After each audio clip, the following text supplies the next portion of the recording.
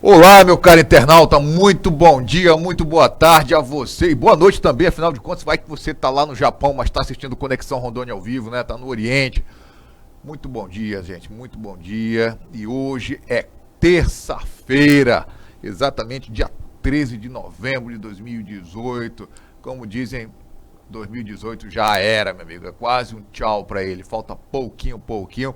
E nós estamos aqui no Conexão Rondônia ao vivo, no site Rondônia ao vivo, o site que tem a maior audiência do estado de Rondônia. Olha, de 4 a 6 milhões de acessos todos os meses. Isso quem está falando é o Google, não somos nós que estamos só te avisando. São 4 a 6 milhões de acessos. E temos que agradecer a você que está aí do outro lado. Afinal de contas, se não fosse você, não teria razão desse trabalho em conjunto da redação, do pessoal da produção, e está sempre lançando produtos novos, e o Classificados, hein, que é o nosso carro-chefe também. Então, olha, só agradecemos a você, muito obrigado mais uma vez pelo teu apoio. Mas vamos entrar no que interessa, né? Hoje, nessa terça-feira, vamos continuar falando de política, e dessa vez estamos aqui com uma pessoa muito conhecida, pelo menos em Porto Velho, não tem quem não diga que não o conheça. Trata-se do vereador Alex Paletó, foi candidato agora nas últimas vezes a deputado estadual e veio aqui conosco bater um papo, falar um pouco da atuação na Câmara dos Vereadores, falar um pouco do estado de Rondônia, como ele está avaliando essa transição Daniel para Marcos Rocha e também ao nível Brasil, né? Como é que tá, ele que é um historiador muito conhecido, aliás, antes de ser vereador, ele é professor de história, ou seja, é um homem que fala, que conhece a história nossa, que aliás um povo que não dá valor à sua história, não dá valor ao seu passado, com certeza não vai dar valor ao futuro e muito menos ao presente. Alex, muito bem-vindo ao Conexão Rondônia ao vivo.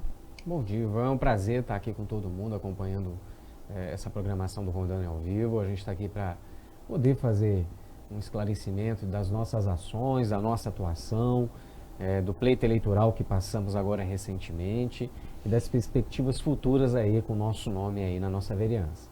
Tá certo, Alex. Como sempre, você já é conhecido nosso, é uma pessoa que a gente admira muito. Não estou jogando confete, muito menos serpentina, mas pela tua atuação independente na Câmara dos Vereadores. Você é uma pessoa conhecida em Porto Velho, mas o programa vai para todo o estado e para todo o Brasil e quiçá para o mundo, tá? Tá certo. Quem é Alex Paletó? Olha, o professor Alex é filho da terra, nascido em Porto Velho, nascido em Rondônia, né, formado em licenciatura e bacharelado em História pela Universidade Federal de Rondônia. A gente tem pós-graduação em Educação, temos pós-graduação em Ciência Política e Sociologia, temos mestrado em Desenvolvimento Regional e Meio Ambiente, mestrado em História, também temos MBA em Administração Pública pela Fundação Getúlio Vargas. A gente tem aí 20 anos de profissão como professor, apesar de estarmos aí como vereador, ainda estamos lecionando, né? Somos professor, né? Essa é a nossa profissão, né? E a gente continua nessa lida de trabalho, se dedicando arduamente na educação, também como figura política e pública vereador. A gente tem um programa de TV que completou 10 anos, né, esse ano, que é o Trilhando a História. Você está muito bem produzido. Muito obrigado, a equipe trabalha bem, a gente está no AmazonSat, na Record e na Record News, né? Programa que resgata um pouco da história de Rondônia. Sou escritor também, a gente lançou um livro infantil esse ano, já estou escrevendo o segundo livro infantil, estou finalizando um livro adulto, que é sobre Porto Velho, o livro infantil é sobre Rondônia. A gente vai lançar o livro infantil primeiro ano que vem. Em 2020 a gente lança um livro sobre Porto Velho, inédito, um livro que acompanha a série do outro livro que eu já lancei, Rondônia, uma História, que é uma trilogia, são 3 livros que a gente está lançando. O terceiro vai ser sobre a Amazônia. Então, assim, filho da professora Helena Nina, né, foi diretora há muito tempo do Colégio Padre Chiquinho, John Kennedy, Getúlio Vargas, Barão Solimões, né? Quem me conhece sabe que eu fui professor ali do Colégio Dom Bosco, Interação, Colégio Municipal Padre Chiquinho, e hoje trabalho no Grupo Sapiens, né, um antigo Colégio Objetivo. Tá certo. E opa, faltou mais um, hein? Oi? Faltou mais um detalhe. É fã da Marvel. Eu tô aqui com uma homenagem ao nosso, né, estimado, agora saudoso Stan Lee, que infelizmente faleceu, né, com seus 95 anos de idade. E é um cara que preencheu muito bem a minha infância, eu acredito de muitas pessoas. Com certeza. E até hoje sou um nerd convicto, né, um colecionador tanto da Marvel como da DC. Eu não tenho essa rivalidade com a DC, também gosto. E a gente ficou muito triste, mas aqui a gente está para homenagear essa figura tão importante da nossa infância, adolescência, juventude e vida adulta também. Com certeza, gostei, verdade. Alex, como é que foi a campanha, Alex? A campanha foi uma campanha bem árdua, né? A gente percebe uma coisa bem interessante, né? A gente viajou para o interior na perspectiva de conseguir alguns votos. A gente conseguiu um pouco mais de 400 votos. O interior é muito bairrista. Eles defendem muito o seu reduto eleitoral. Isso é importante, faz parte. Porto Velho já é um pouco diferente. Porto Velho, ela talvez pela pluralidade que ela possui, não sei se é isso, ela já é mais flexível em relação a votar em candidatos do interior. A prova disso aqui, 80 mil votos de Porto Velho foram para candidatos a deputado estadual do interior. E pessoas do interior, 12 mil pessoas votaram em candidatos a deputado estadual da capital. Então a capital ela consegue acreditar muito mais no candidato do interior do que da própria capital. O interior mais bairrista seleciona mais ali o seu reduto. Nós fomos o terceiro candidato a deputado estadual mais bem votado em Porto Velho. A nossa votação de vereador foi 4.039 votos. A gente, em Porto Velho, especificamente, fomos para 8.050 votos. Praticamente dobramos essa votação. E aí conseguimos um pouco mais de 400 votos no interior. Que arredonda aí... 8.441 votos. votos, mais ou menos.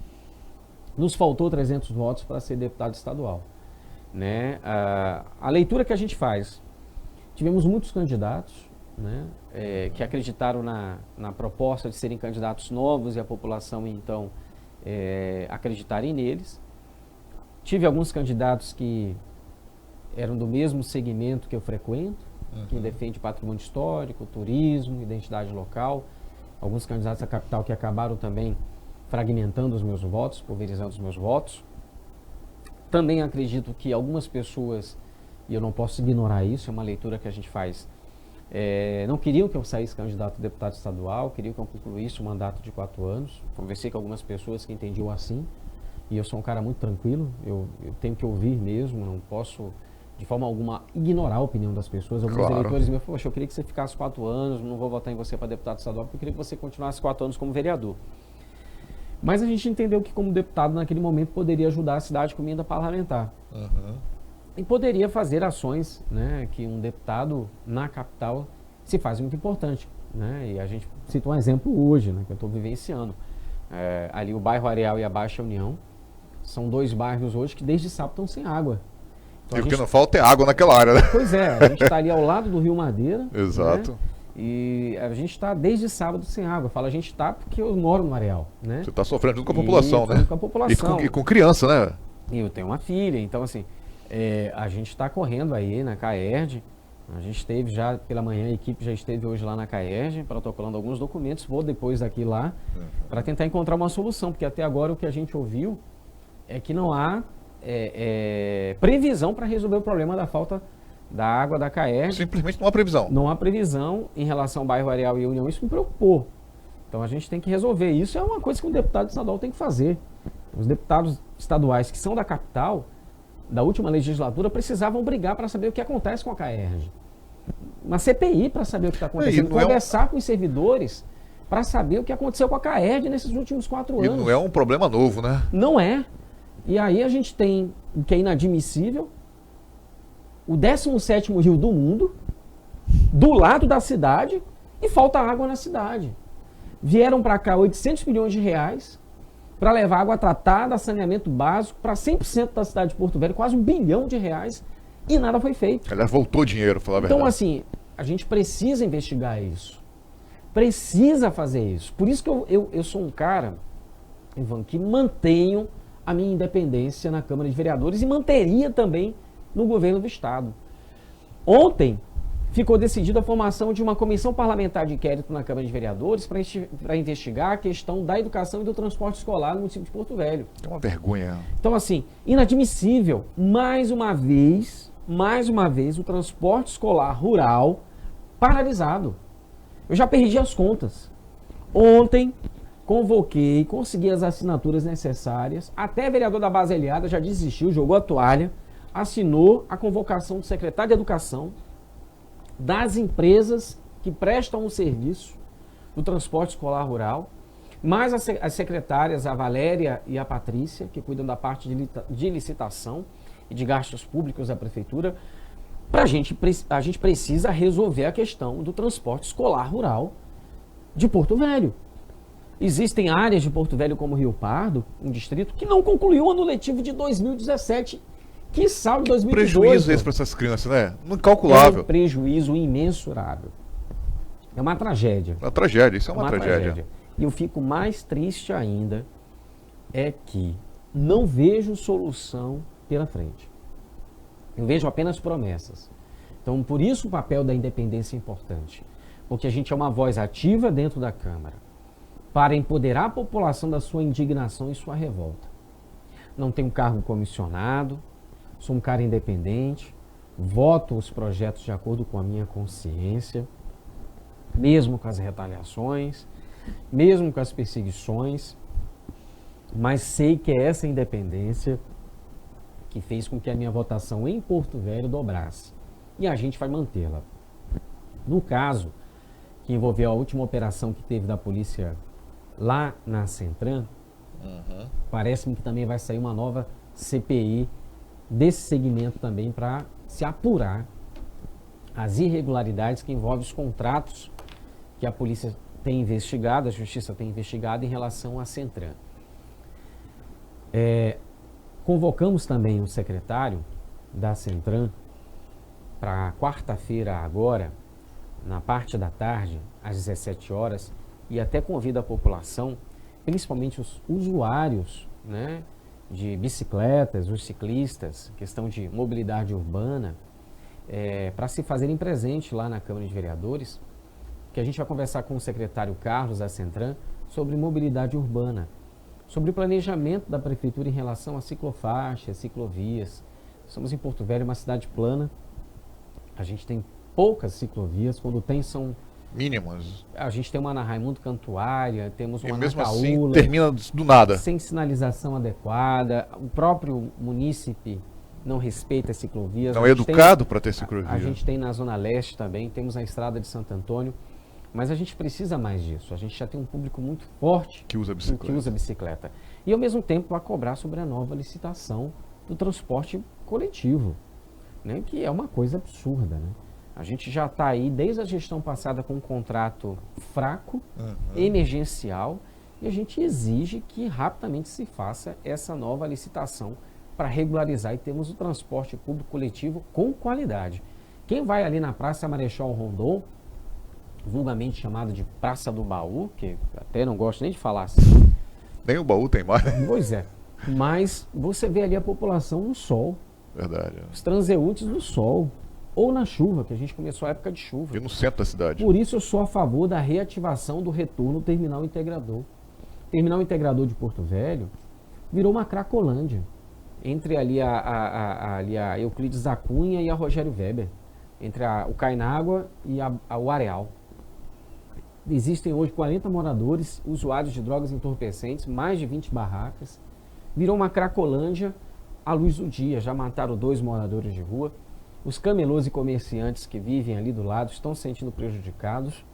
A gente precisa reativar o terminal integrador de Porto Velho para que a população possa ter um serviço de qualidade, para que possa haver a integração, para que o passageiro que paga R$ 3,80 não tem que pagar 4 passagens por dia, pague 2 com esse terminal integrador. E, ao mesmo tempo, valorizar os camelôs. Tirar os camelôs da Praça Jonatas Pedrosa, que virou um antro, virou um ambiente inadequado, uma praça histórica em homenagem ao governador do Amazonas, Dr. Jonatas Pedrosa, que criou o município de Porto Velho, uma praça importante na Avenida 7 de Setembro, que não é mais praça. Tenho certeza que os camelôs nem se sentem à vontade em trabalhar ali, mas não tem outra opção. Então eu acredito que o prefeito de Porto Velho precisa, o quanto antes, de forma emergencial, resolver essa questão. Não dá mais para ficar do jeito que está o terminal integrador e os camelôs na Praça Jonatas Pedrosa. Paletó, eu faço um acréscimo nessa questão dessas praças ocupadas por camelôs. Aquela ali, a Praça dos Pracinhas, que o pessoal da FEB, também, em frente à Capitania dos Portos, sim, ali sim, tem um marco que se sumiu no meio daquele monte de barraca ali. Aquilo ali não pode, aquilo ali é uma coisa inadmissível no centro da cidade. Ali é uma questão que envolve o último prefeito, que é anterior ao Mauro Nazif. O prefeito Roberto Sobrinho, que encaminhou aquelas pessoas. Aquelas pessoas ficavam antigamente na estrada de ferro Madeira Mamoré, que aí a gente precisa também abrir um parênteses, uma ressalva. A gente também critica, aponta, mas também a gente elogia. Começou a obra de revitalização da estrada de ferro Madeira Mamoré, com a briga nossa, mas foi uma ação de muitas mãos. Houve a ação da Funcultural, da Associação dos Ferroviários, do Ministério Público Estadual, Federal, do IFAM, do próprio prefeito de Porto Velho. Isso eu acompanhei, ele esteve em todas as audiências nessa briga pela revitalização da ferrovia. E esses caras, esses comerciantes que ficavam lá anteriormente, foram retirados pelo Roberto Sobrinho naquela reforma que aconteceu lá. E vieram para essa praça de forma provisória e permaneceram agora lá definitivamente. E aí você tem os pracinhas, para quem não sabe quem são os pracinhas, são os soldados que foram para a Segunda Guerra Mundial.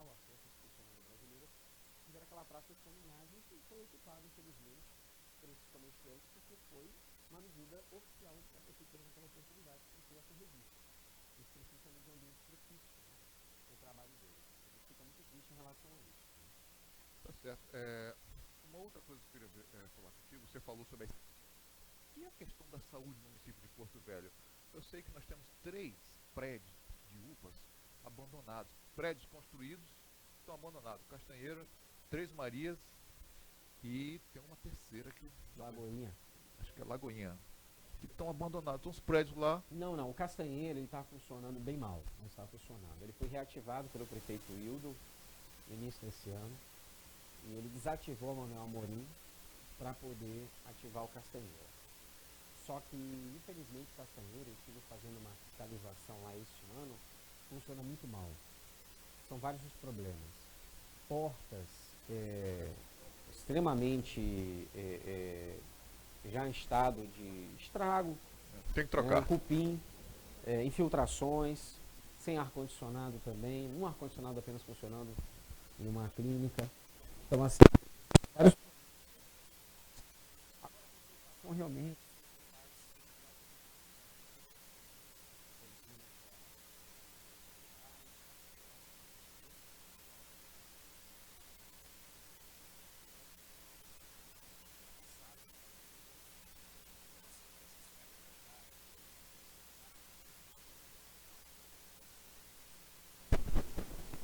nem sempre a culpa, né, é do médico e é do servidor. É da infraestrutura que não existe. É inadmissível, humanamente impossível, 3 médicos atenderem 200 pacientes. Com certeza. Não tem como. E é o que acaba acontecendo. Então, UPA Zona Leste, UPA Zona Sul, sobrecarregada demais. Às vezes faltando insumos, gases, faltando medicamentos, a parte de refrigeração. Ana Adelaide, UPA Zona Sul e UPA Zona Leste, sem refrigeração já há mais de um mês. Então, assim, é um absurdo o que está acontecendo. A gente... Refrigeração, já protocolamos, já fizemos inúmeros pedidos de providência, já vimos todas essas demandas e a gente fica triste porque a população enfrenta um calor absurdo nessas unidades e, claro, ainda mais quando esperam muito tempo para serem atendidas devido a essa sobrecarga. Hoje o prefeito da cidade precisa contratar mais médicos, ele precisa cortar da própria carne, ele precisa reduzir a quantidade de cargos comissionados ou reduzir o salário desses cargos comissionados para poder contratar médicos. Existem 30 médicos concursados que precisam ser chamados para atender essa demanda no município de Porto Velho. Vocês pretendem abrir alguma CPI? Olha, da saúde não há nenhuma denúncia que tange a corrupção. A Comissão Parlamentar de Inquérito, ela existe quando há algum resquício, alguma possibilidade de crime de responsabilidade ou de improbidade administrativa. Em relação à saúde, nesse exato momento, não há nenhuma denúncia. O que há é uma insatisfação à prestação de serviço.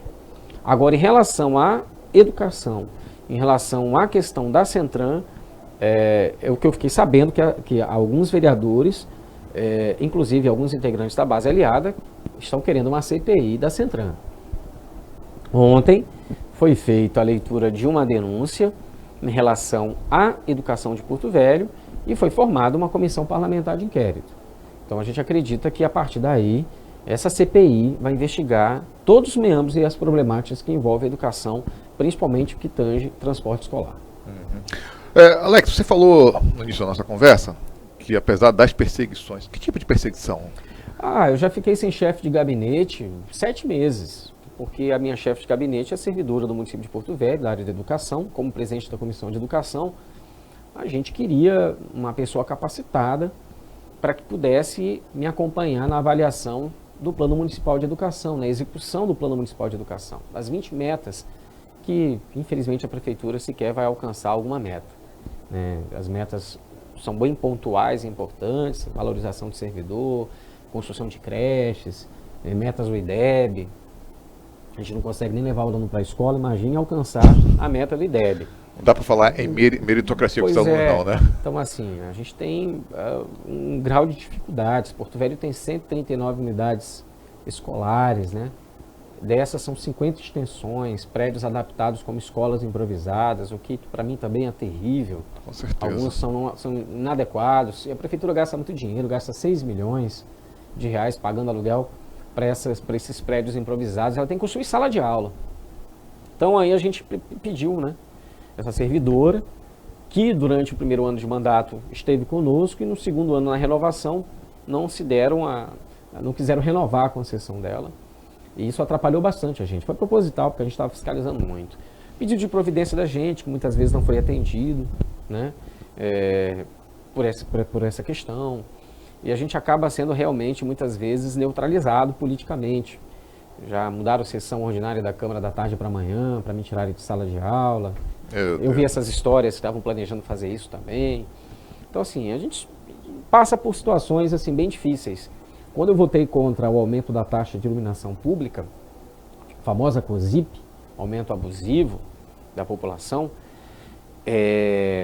a gente ia ter um evento uma semana depois, na Vila Tupi, onde a gente tinha solicitado o apoio, já havia sido confirmado esse apoio, da Secretaria de Esportes, da Indu e da Funcultural.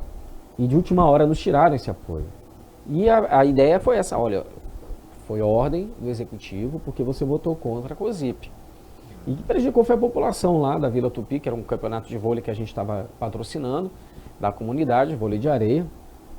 Mas graças a Deus os empresários que eu busquei apoio nos ajudaram para poder solucionar a demanda que me faltou em virtude da ausência da Prefeitura naquele momento para aquela atividade ali no bairro da Vila Tupi.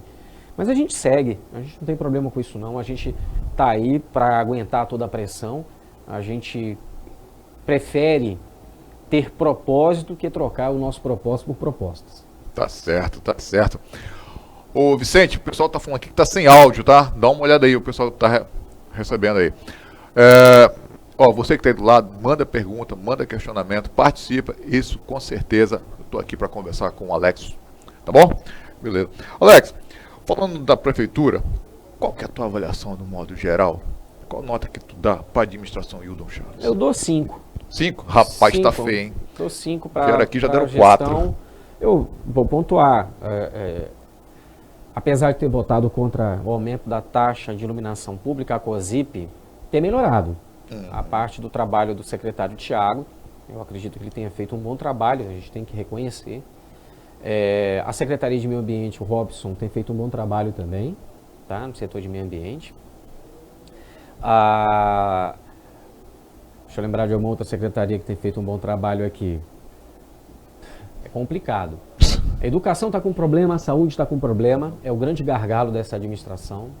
Centram. Absurdo. Problema. Centram não resolve a questão da licitação, uma demora infinita. Serviços básicos. Ainda trabalha bem em serviços básicos, apesar de ter uma denúncia minha em relação à compra de cal de forma irregular, minha e de outras 2 vereadoras, Elis Regina e Cristiane Lopes.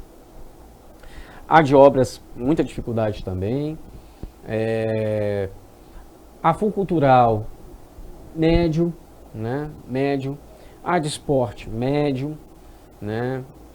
A de agricultura, não pelo seu secretário, que é uma pessoa bastante capacitada, mas um erro de administração que precisa ser revisto. Uma sugestão, mais uma vez, à gestão do atual prefeito. Separar a Secretaria de Meio Ambiente de Agricultura. Não deu certo. Que não faz nenhuma coisa nem outra, né? Não deu certo. O setor produtivo sofre. As estradas rurais estão em péssimo estado. Verdade. secretário, uma pessoa que tem uma capacidade, um currículo invejável, mas não tem autonomia, não tem gestão plena. Ele é um subsecretário. E é um setor que produz em Porto Velho. Nós temos a maior quantidade de cabeças de gado de Rondônia. Um cinturão verde. E você tem um setor de piscicultura muito forte, pujante. Tem sofrido bastante. Transporte escolar tem sofrido porque as estradas estão ruins também. Escolar rural. Então, assim, a agricultura acaba fazendo as duas coisas.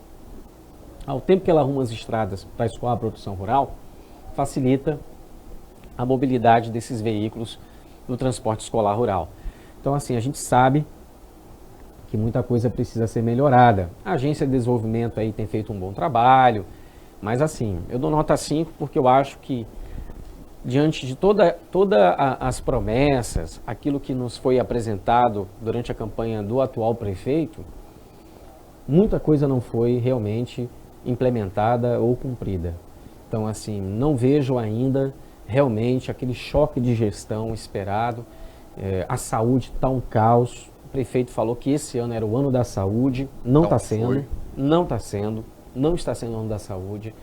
Esses dias estava faltando vacina de meningite em algumas unidades básicas de saúde. E o Ana Adelaide está numa situação precária. Precária, de infraestrutura, muro caindo, fossa, sem refrigeração. Os médicos sofrem, os servidores sofrem, a população vai lá, reclama em cima deles, briga com eles, às vezes vai para agressão porque a família está desesperada, quer tratamento. Então, assim, é uma série de demandas. Olha, eu sei que não é fácil ser prefeito de Porto Velho. Não. Tem uma cidade cheia de problemas, são 34 mil quilômetros quadrados, do tamanho de um país como a Bélgica, ok. Que não é motivo de orgulho para a gente esse tamanho, né? Mas quem se candidatou a prefeito não fui eu. Já sabia. Eu assumo a responsabilidade de ser vereador. Ninguém mentiu para mim. Eu sabia que ia ter problema e que ia ter demanda. Mas eu não sou executivo. Eu sou legislativo. Claro. Eu sou termômetro. Eu vou na Zona Leste, vou na Zona Sul, vou na Zona Norte, área central, vou nos distritos, vejo os problemas e as demandas e levo à prefeitura.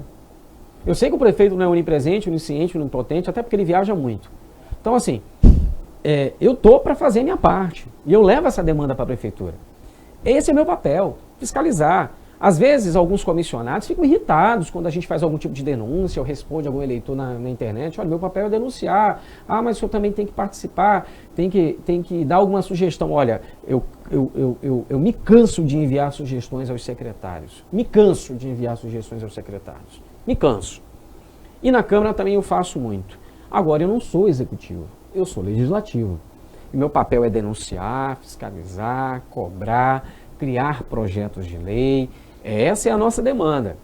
Não sou eu que tenho o orçamento do município de Porto Velho nas mãos para executar.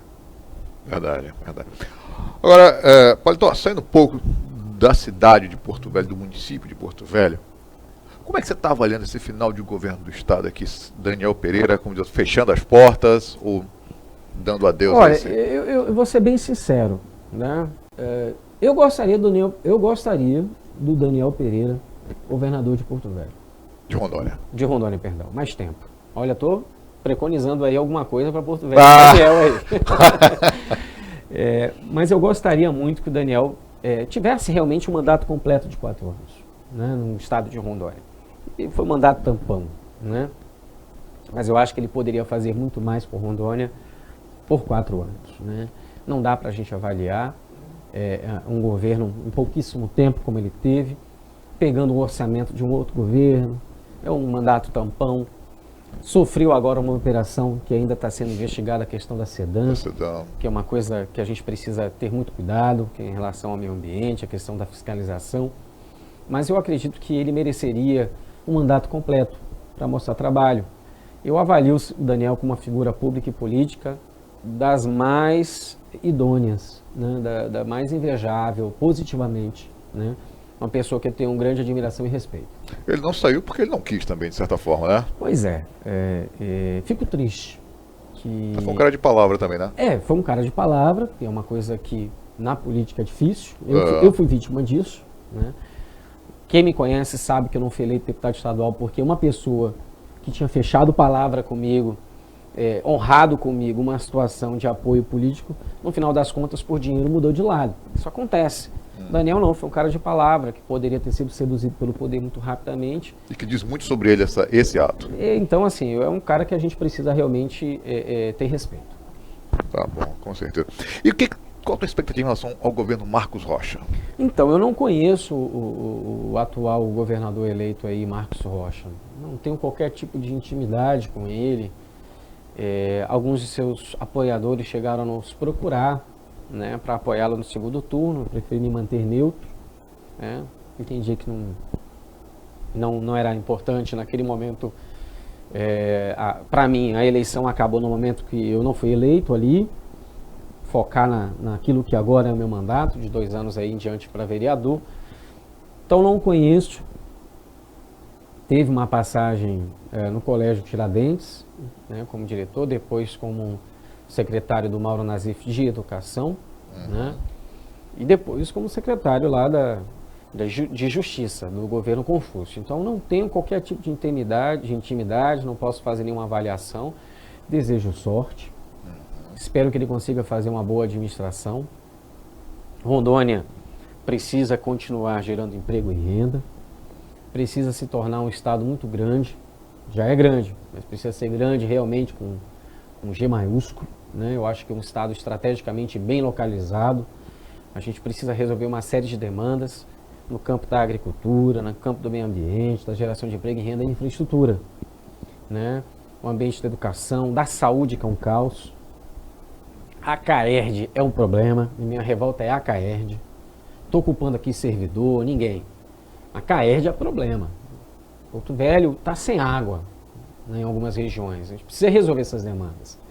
E a segurança pública também, que eu acho que vai ser um grande desafio. Por ele ser um homem da segurança pública, talvez a gente tenha algum resultado. Não sei. Até porque a gente já teve um prefeito que foi médico, um governador que foi médico, e nem sempre isso quer dizer que a saúde nessas áreas vão bem. Verdade. Acho que uma dívida que o Confúcio deixou com a população de Porto Velho foi o João Paulo II, né? O euro era para ter saído. O euro realmente era um equipamento de saúde importantíssimo para Rondônia e para Porto Velho. Que o Marcos Rocha consiga dar prosseguimento às obras, né? Então, foram embargadas pelo Tribunal de Contas, um problema todo, né? Agora, Paletó, nessas eleições que passaram, está falando de governador e tal, que foi eleito, quem você acha que foi a grande surpresa? Você como político? Olha, eu acho que o Vinícius Miguel, na região de Rondônia, foi uma grata surpresa. O Vinícius, ele teve o lançamento da minha campanha. Né? Esteve lá, pedi para ele subir comigo no palco.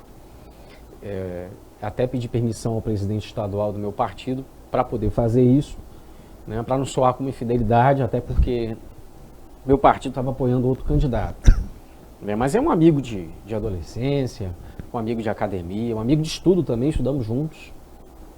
Fizemos parte também de uma fraternidade, qual eu fui presidente ele também, que é chamada Ordem Demolei. Então, assim, eu sabia que ele ia ser um grande debatedor. E o Vinícius realmente cresceu no debate. Pouco tempo na TV, pouco recurso para poder correr o estado. A gente se encontrou durante muita campanha e falou da dificuldade financeira de poder viajar ao estado de Rondônia. E eu acho que ele cresceu no momento certo. Eu acredito que se tivesse mais 1 semana e meia de campanha e mais alguns debates, o Vinícius provavelmente iria ficar em terceiro lugar ali. Correndo o risco de ir para o segundo turno. Né? E espero que ele continue nessa caminhada, que ele crie musculatura, que ele vislumbre no futuro aí a Prefeitura de Porto Velho, quem sabe, né? Ou também a vereança. Eu vou sair para a reeleição para vereador, gostaria muito de tê-lo lá como vereador na Câmara Municipal de Porto Velho, seria um grande vereador, tenho certeza disso. Se ele quiser ser prefeito ou a vice, terá o meu apoio, um apoio de amigo, talvez não político, que depende muito das alianças partidárias. Mas eu acredito que é um cara preparado. Sei disso porque a gente fez curso de administração pública pela Fundação Getúlio Vargas, né? Inclusive ele e o Léo Moraes, os 3 juntos, né? Coisa do destino, isso lá em meados de 2010, fizemos esse curso juntos. Então acredito que o Vinícius, ele veio para ficar. Ele vai ter que trabalhar muito a musculatura dele, a questão partidária, o grupo dele, para que ele realmente possa se consolidar. Agora ele está numa fase de terminar né, a tese de doutorado dele, né, que ele tem que também. defender agora no final do ano. Desejo sorte a ele, é um amigo pessoal, temos uma boa convivência e acredito que ele tem um bom futuro aqui para Porto Velho e eu fico muito feliz. A gente precisa de mais pessoas com capacidade, com discernimento, com honestidade e caráter na política de Rondônia. Com certeza. Você é como todo mundo já sabe, você é um historiador. Um homem que, como diz outro, estuda a história, estuda o passado. Como tu vê esse momento hoje, com Bolsonaro chegando ao poder? Como é que um cara de ultradireita, digamos assim, com as frases que ele falou durante a campanha, durante a vida política dele, foi um cara que passou 27 anos, se não me engano, no Congresso, deputado apagado, deputado do baixo clero, digamos assim. Ele chega ao poder com esse discurso racista, homofóbico, e é um discurso que em 7 dias agora ele já causou um estrago, tanto nacional quanto internacional, nas nossas relações com o país, por exemplo, quando decide colocar a embaixada brasileira, mudar a embaixada brasileira em Jerusalém. Como é que estava ali esse cenário, como historiador? Olha, eu acho que o Bolsonaro, ele ainda vai se adaptar à figura de estadista, né? Ele ainda vai ter que entender esse perfil.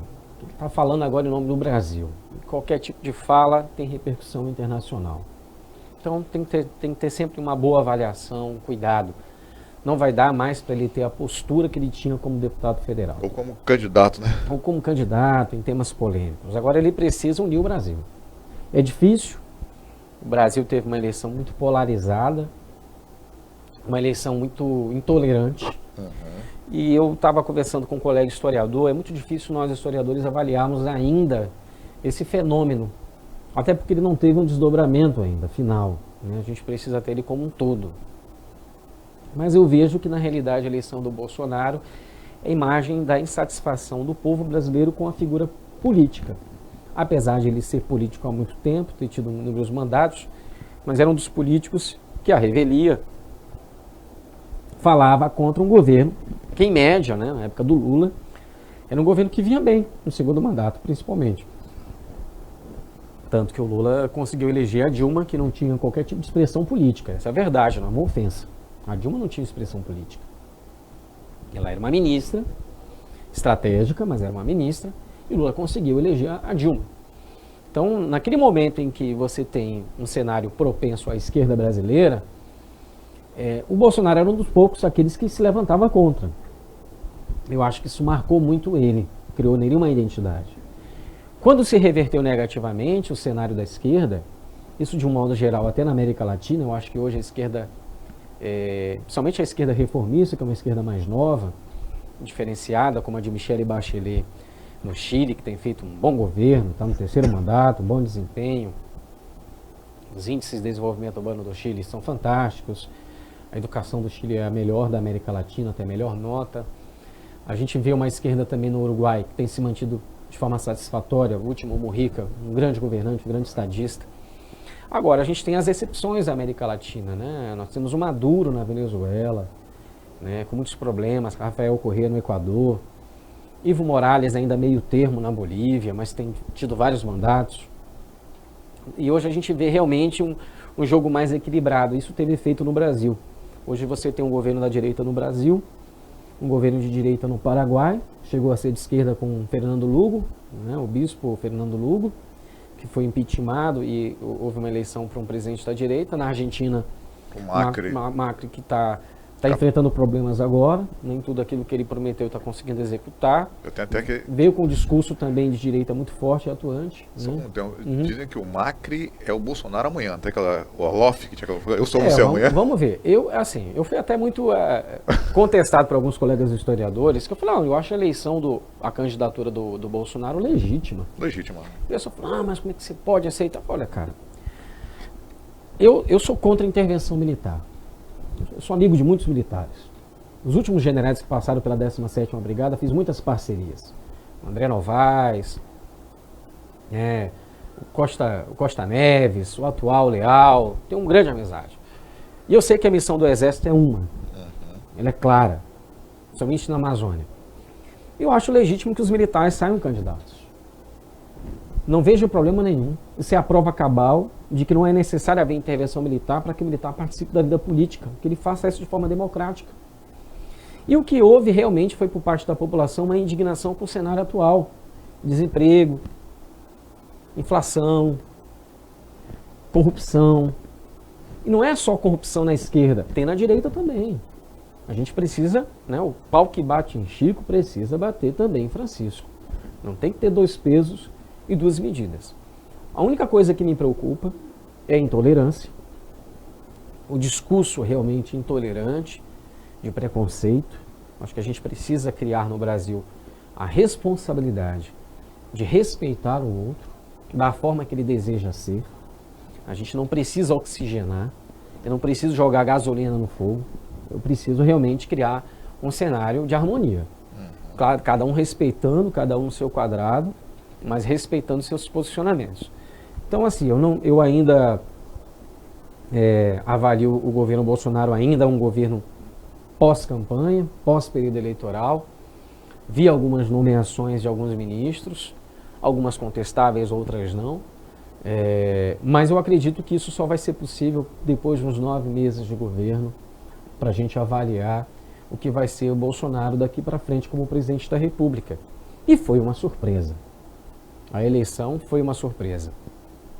O fato de ele não ter participado de alguns debates em face do atentado que ele sofreu, o que a gente condena naturalmente, querendo ou não, isso possibilitou que ele não fosse exposto no campo das ideias, no campo de gestão, de propostas.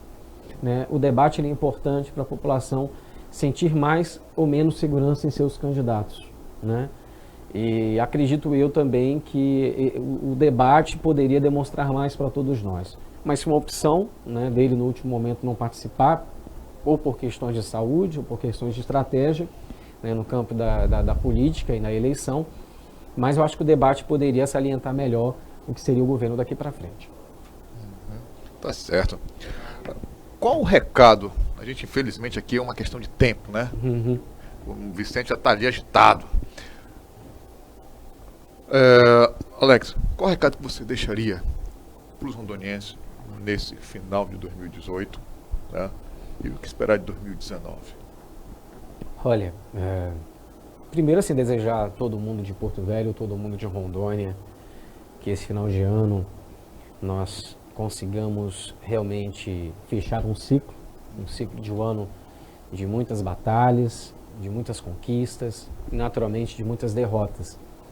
Que 2019 possa ser um ano melhor para Porto Velho, um ano mais produtivo para Rondônia, que a gente consiga resolver demandas como geração de emprego e renda. Me preocupa muito isso em Porto Velho. Porto Velho o ano todo só conseguiu gerar 76 empregos. Uma cidade do tamanho... Então assim, o interior tem gerado muito mais emprego, porque a agricultura está forte, está fortalecida, o setor produtivo, as commodities, está dando certo no interior. A gente precisa efetivar o nosso polo industrial em Porto Velho, que é uma vergonha, não tem infraestrutura nenhuma. E eu acredito que a gente precisa fazer com que o executivo, no âmbito municipal e estadual, consigam se comungar em Porto Velho. A capital está precisando muito de geração de emprego e renda. O índice de violência altíssimo na nossa cidade é resultado da falta de opções para a nossa sociedade. E a gente sabe que Porto Velho sempre carregou consigo uma sina, a capital do contra-cheque. A gente precisa reverter isso, a gente precisa mudar isso.